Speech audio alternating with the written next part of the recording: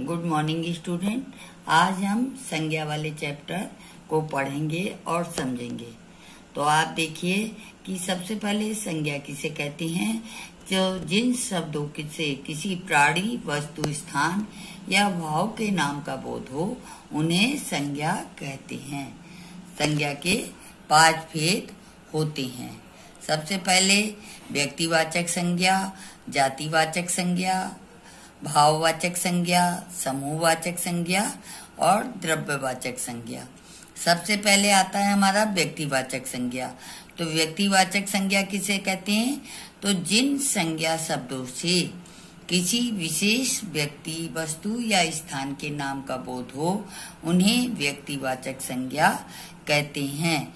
जैसे श्री कृष्ण मथुरा में रहते थे, तो यहाँ पर श्री कृष्ण भी संज्ञा है और मथुरा भी संज्ञा है। अब आगे देखिए व्यक्तिवाचक संज्ञा के कुछ अनुदाहरण देखिए। जैसे कालिदास, तुलसीदास, प्रेमचंद, ये जो हैं, क्योंकि इसमें हमारे किसी व्यक्ति का नाम दिया है, किसी स्थान का नाम दिया है, तो ये जो है व्यक्तिवाचक संज्ञा में आता है। अब आप देखिए सेकंड वाला, जातिवाचक संज्ञा।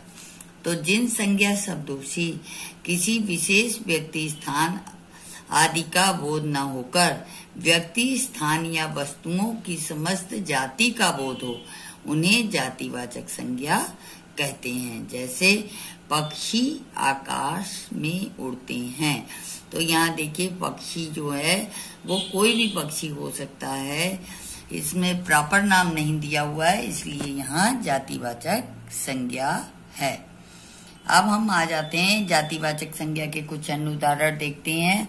जैसे कि फल, सब्जी, पेड़, जानवर, मनुष्य, नदी, पर्वत, देश, राज्य, पुस्तक, ये कुत्ता, घोड़ा, आम आदि, ये सभी जातिवाचक संज्ञा के कुछ उदाहरण दिए हुए हैं।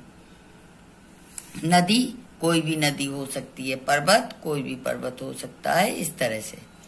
अब आ जाता है हमारा भाववाचक संज्ञा। तो जिन संज्ञा शब्दों से किसी गुण, दोष, दशा, अवस्था या भाव का बोध हो उन्हें भाववाचक संज्ञा कहते हैं। जैसे खेल में हार जीत तो होती ही रहती है, इसलिए इन्हें गंभीरता से नहीं लेना चाहिए। तो यहाँ हार जीत और गंभीरता ये भाववाचक संज्ञा के उदाहरण हैं, यानी भाववाचक संज्ञा के शब्द कहे जाएंगे। अब भाववाचक संज्ञा के कुछ अन्य उदाहरण क्या हैं? प्रेम, मित्रता, सुंदरता, कोमलता, चोरी, करवाहट, चिकनाई, बचपन, बुढ़ापा, मिठास, बहादुरी, ईमानदारी, प्रसन्नता आदि। इस तरह के जहाँ कहीं भी आप वर्ड यूज करेंगे या आप देखेंगे कि वाक्य में इस तरह के शब्द आ रहे हैं, तो वहाँ पर भाववाचक संज्ञा आ रही है। अब आ जाता है हमारा समूहवाचक संज्ञा। तो समूहवाचक संज्ञा किसे कहते हैं? तो जिन संज्ञा शब्दों से किसी समूह या समुदाय का बोध हो उन्हें समूहवाचक या समुदायवाचक संज्ञा कहते हैं। जैसे सेना के जवान दिन रात पहरा देते हैं, तो सेना जो है समूहवाचक का एक उदाहरण है। समूहवाचक संज्ञा के कुछ अन्य उदाहरण क्या हैं? जैसे कक्षा, दल, परिवार, मंडली, झुंड, जत्था, गुट, सभा, पुलिस, टोली, संघ आदि। ये समूहवाचक संज्ञा के कुछ अन्य उदाहरण जो आपकी बुक में दिए हुए हैं। अब आ जाता है द्रव्यवाचक संज्ञा। तो जिन संज्ञा शब्दों से किसी पदार्थ, धातु या द्रव्य का बोध हो उन्हें द्रव्यवाचक संज्ञा कहते हैं।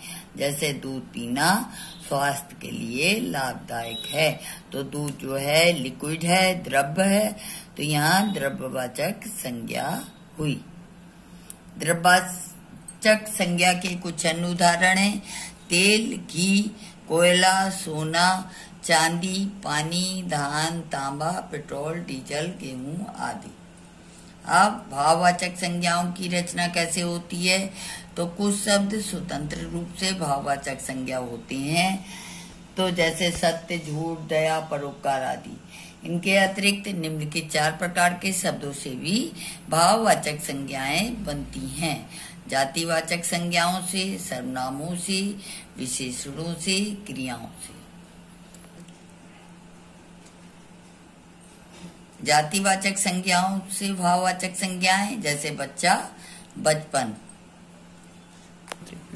सर्वनामों से भाववाचक संज्ञाएं, तो अपना से अपनापन या अपनत। विशेषणों से भाववाचक संज्ञाएं, तो बड़ा का बड़प्पन जैसे हो गया। क्रियाओं से लिखना का लेख, लिखाई या लिखावट हो गया। इस तरह हमारा ये चैप्टर कंप्लीट होता है, और जो आपके समझ में ना आया हो वो आप मुझसे समझ सकते हैं, पूछ सकते हैं। Thank you.